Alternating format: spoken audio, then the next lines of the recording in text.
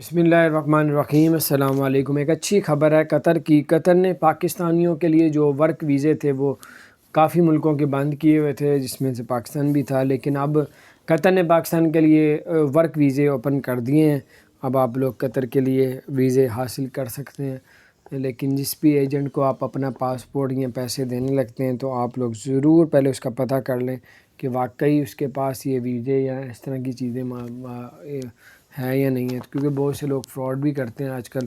تو اللہ تعالیٰ آپ سب کو ہم سب کو ہر طرح کی مصیبتوں آفتوں سے بچا کے رکھے۔